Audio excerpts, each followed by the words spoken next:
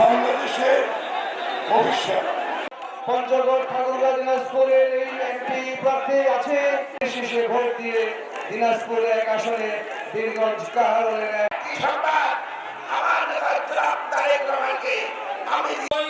জনাব মোহাম্মদ মঞ্জুরুল ইসলাম মঞ্জু।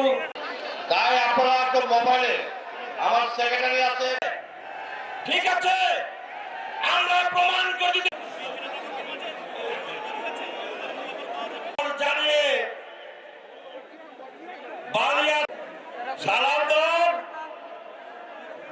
তালিয়ে দিয়ে বিপদন করবে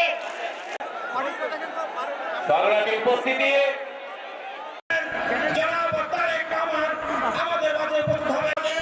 সাংবাদিক ভাইদের যে দায়িত্ব রয়েছে, যে ভলান্টিয়ারদের দায়িত্ব রয়েছে, এই ঠাকুরগাঁ বছর জায়গায়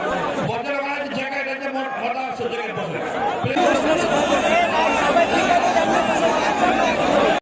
তাদেরকে আমি হাত উঠিয়ে দেখার জন্য আহ্বান করি। বাবা এই ছেলেটাকে একটু বসো, আপনারা পেছন থেকে সামনে আসার চেষ্টা করবেন না।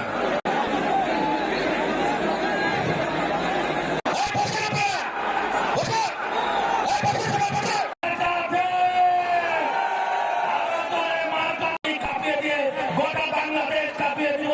মার্কা আছে, বেগম খালেদা জিয়ার দীর্ঘদিনের মার্কা আছে।